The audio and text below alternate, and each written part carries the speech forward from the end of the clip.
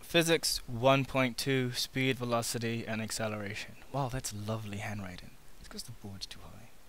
So, go to our syllabus and we take a peek. Oh, this is a big topic. It's gonna take forever. Alright, you should definitely waste time then. So, step 1, or first quote-unquote objective. Define speed and calculate speed from total distance over total time. I kind of feel like a numpty writing this out.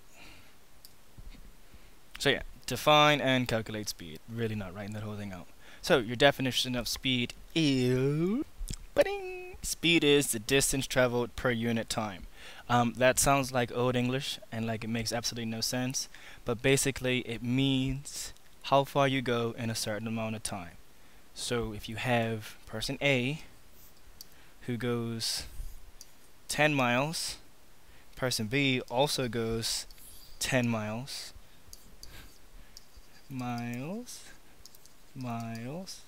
and he does it in 5 minutes, and they do it in 7 minutes. The difference between person A and person person B was their speed. Person A had to have been going faster because they did it in less time. So that's the per unit time. Quick side note, per means divide. So if you learn your definitions correctly, distance traveled per unit time, you just figured out your formula. And your formula is speed equals distance over time.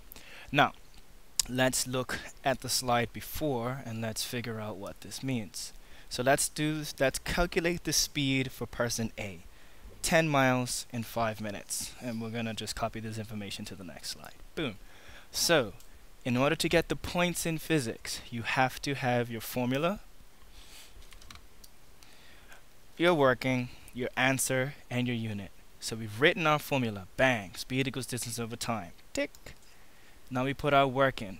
Equals. What was our distance? Oh no, I can't remember. 10 miles. Our distance was 10 miles. Divided by, what was our time? I think it was 5 minutes, alright? And then you do, this is your working. Working is not the way the math teachers tell you to do it, where you do all this mini work and you show all this stuff and you have all this right, and that's not working. Working is just showing me what you typed in your calculator. Next step, type it in your calculator. No matter how simple a question is, you will probably make a mistake on it. Just because you're tired, you're racing, you have 2.5 hours to finish 60 questions, whatever. Use the calculator. You paid 30 bucks for it, make it do its job.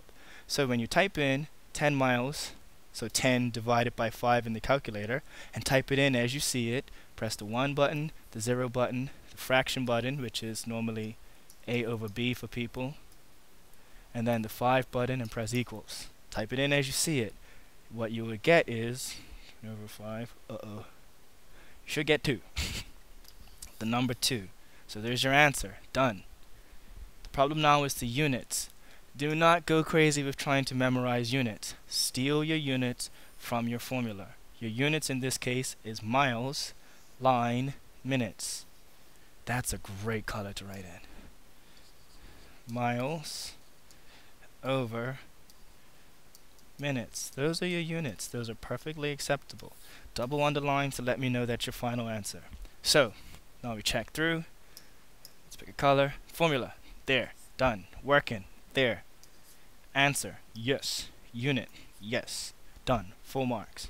Moving on. Now, average speed seems to trick people. It's actually the exact same formula, but it just adds total in the front. Average speed is total distance over total time. Do not hurt your head trying to figure out a new way to derive it. Just memorize all the formulas. Literally write them down on a piece of paper. Memorize each and every one. I should probably go through magic triangles right now. Yeah, I should do that. So let's go through magic triangles. Some of us have experienced magic triangles already. So let's do the magic triangle for the speed equals distance over time one. So we're going to turn this formula into a magic triangle. And I have an issue with magic triangles. I think they're horrible, but they do work. So if you can't beat them, join them, right? The reason why magic triangles exist is because a lot of students are unable to rearrange an equation. So instead of the intelligent thing to do, which is teach them how to rearrange equations properly, they introduce this, the magic triangle, which basically allows you to rearrange a linear equation without actually knowing how to do it. So it works like this. With your magic triangle, you cover whatever you want. Oh, that did not work at all. Boom. So you cover what you want. Let's say you wanted to know the formula for speed. You cover it. Speed is equal to distance. Come on, boy, pay attention. Speed is equal to distance over time. If you wanted to know the formula for distance, why would you do that? Pay attention. If you wanted to know the formula for distance, you would cover distance, and your formula is speed times time. If you wanted to know your formula for time, I think you get the point now. Your formula is distance divided by speed. So the magic triangles, you use your hand, you don't draw that shape. The magic triangles allow you to figure out a linear equation and rearrange it correctly. The issue with the magic triangles is if you ever have this on the page that the question is on and you do not rewrite your equation, you won't get the mark. So an equation has to have an equal sign. Equals. EQ. I don't know how to spell equals. Yeah, that looks right. Equation has to have an equal sign, hence the name equation.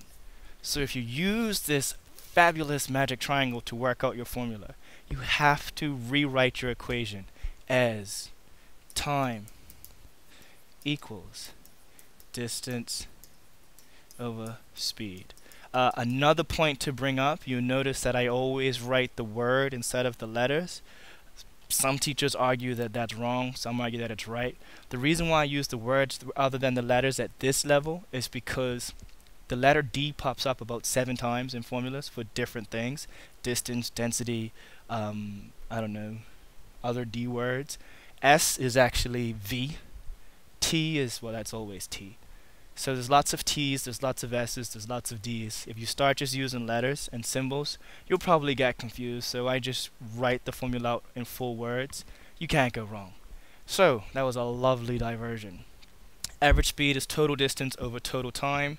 They like to use these types of ones for people running laps. So let's say, a horribly drawn question, but the information's there. Let's say you wanted to calculate the average speed for the person that ran this race. So they ran 4 laps of a 200-meter track, and they want to know their average speed. So it's total distance, average speed equals total distance over total time. Let me set this up correctly so at least you have an example of what a properly laid out answer looks like. So, step 1, formula. Average speed equals. So, if you just put it in your calculator and press equals, you should get a final answer. I probably shouldn't even show you this part, to be honest. So, you end up with 8.2 meters per second. And how we get that? So, your formula is average speed equals total distance over total time. Tick, you got a mark for formula. Now you're working. You simply show the examiner what you typed into your calculator. I don't want to see people mini solving this in the next line. So you see how I go from all these numbers to one number? What you normally see is the lovely mathway, which is in your next line, showing me 800 divided by 22 plus 24 plus 30 plus 20, that's 98, and then you give me your final answer. This is a simple question, and it's small chance you won't make a mistake, or there's a small chance of making a mistake. I don't want mini solving within the equation. This is your working. That is fine. Type it in the calculator, press equals. That's it. Once you've pressed equals and you have a final answer, boom, just write it in, double underline, move on. 8.2.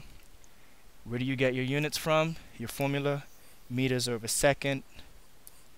Done. Do not mini solve.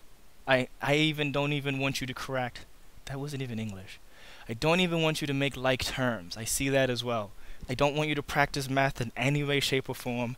Type it in the calculator, because if you make a mistake in your work and while trying to do mental math, you lose all the marks. But if you write this out correctly and then just press equals, you're done. No chance of error, as long as you use your brackets correctly. A big mistake people make is they don't use their brackets at all, but that's order of operations, BODMAS, BI of, divide, that stuff. Okay, so next one, distinguish between speed and velocity. Got that from the syllabus. Do note, this is on the supplement side. It's an extended topic, not a core topic. So, why are the ants all over my computer? Distinguish between speed and velocity. The difference between speed and velocity is velocity is speed with the direction. So, what does that mean? If I told you that I was a runner going 15 meters per second, I've just told you my speed. If I said I was a runner going 15 meters per second that away, I've now told you my velocity, because you know what direction I'm running. So there are multiple ways to distinguish, to let someone know that they're being told a velocity as opposed to a speed, and it goes a little something like this. Let's say, oh wow, that was beautiful. Let's say I had two rockets. One was taking off at 300 meters per second, and the other one was coming back to Earth at the exact same speed. What can I do to these two numbers to let you know that rocket A is going up and rocket B is falling down? Class, empty classroom behind me. Anyone have an answer? I know. Yes, that's absolutely right. You could put arrows, but let's say you can only use math. You would use a plus and a minus. The plus rocket is going up and the minus rocket is going down. Easy.